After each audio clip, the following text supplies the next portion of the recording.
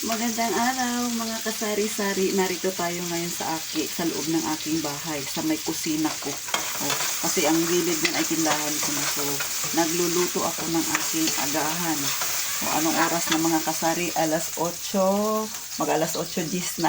Ngayon pa lang ako magluluto ng aking agahan. So, kayo ba? Ha? May mga tindahan dyan. Anong oras ba kayo kumakain? So, kahit na Tuesday pa lang ngayon, kaninang aga, busy na ako. Tapos, eto, magluluto pa lang ako ng aking agahan. So, ipapakita ko sa inyo kung anong niluluto ko. Ayan, simpleng pansit lang yan mga kasari, yung aking niluluto. Madalian lang na pagluluto. Ganyan lang ako magluto. Yan. Kasi nga, saglit lang naman siya maluto. Saka yung aking lulutuin ay fresh canton. So, ganyan po. So, madalian lang na pagluluto. Madali lang naman siyang maluto yung pansit canton. Kanina ay nahiwa-hiwa ko na yung mga gulay. Inuna ko ng hiwa-hiwa. Tapos, sinet aside ko lang muna. Kasi nga, pagka ganitong, may customer, tapos hindi mo pa nagagayat yung gulay. May tendency na masugat yung kamay mo. Mga ganun ba? Magluluto ako ng aking pagkain ay maliit lang naman. Konti lang naman ako magluto.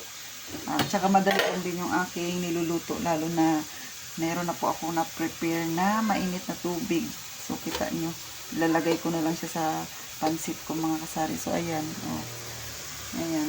Lalagay ko na lang siya dyan. Madali na lang siya.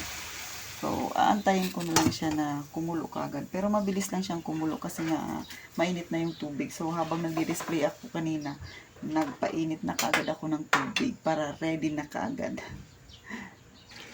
So, ito yung pansit mga kasari. Madali ang luto lang po. So, ganyan. Bali, naluto ko na yung gulay. Half cook na siya. Kayo ba? Ano ba ang isa sa paborito ninyo habang nagluluto kayo? Ang mga ng pansit. Anong klaseng pansit ang paborito ninyo? Ito ay hindi ko naman siya paborito pero ito lang yung pinakamabilis na lutuin.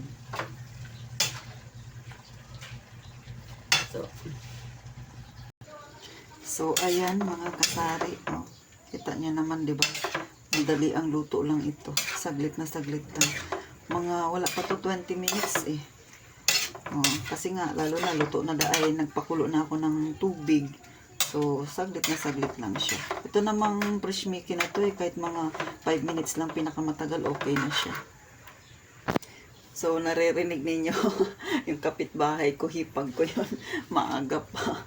Gayaw-yaw na siya dyan na mga sakop niya. Ganun ba talaga pag may anak mga kasari, no? Maaga pa ngawa ka na ng ngawa. Para kang laging kumakanta, nagbibideo okay.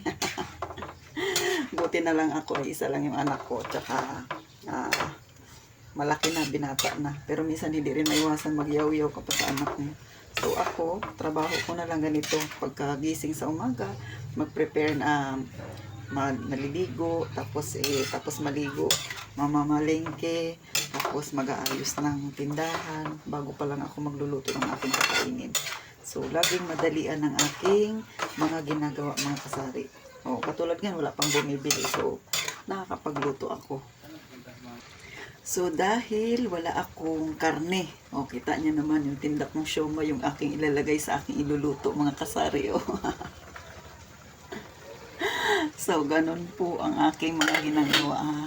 Siyempre, tipid-tipid tayo. Kailangan marunong tayong magtipid, mga kasari. So, eto na mga kasari. Luto ng aking pansit. Within 15 minutes lang, di ba? So, ayan, mga kasari. Ang itsura. Di ba? Ang ganda ng itsura. Tapos, yung aking halo ay, ayan. Siomai lang. Yan lang yung aking halo. Tipid-tipid mo na mga kasari. So, ito na. Luto na mga kasari. Kita nyo naman, diba? Maliit lang talaga yung aking kusina. Isang burner lang. Tsaka ito. Good for one person lang talaga yung bahay ko mga kasari. So, kita niyo naman, di ba? Ang ganda ng itsura. So, madalian lang yan within 15 minutes. Basta meron ka nang na-ready na mainit na tubig, madaling-madali na lang magluto, mga kasari. At saka hindi na siya kailangan lutuin ng matagal kasi malalata. So, okay na yan. Habang pinapalamig mo, naluluto pa siya. So, ganun lang. Madali ang luto, mga kasari. Oh, ito na mga kasari, di ba? Simpleng-simple lang. Oh, yung sa taas yung toppings, siomai. Madali ang luto sa mga may tindahan na busy-busy kasi mamaya marami na namang bibili.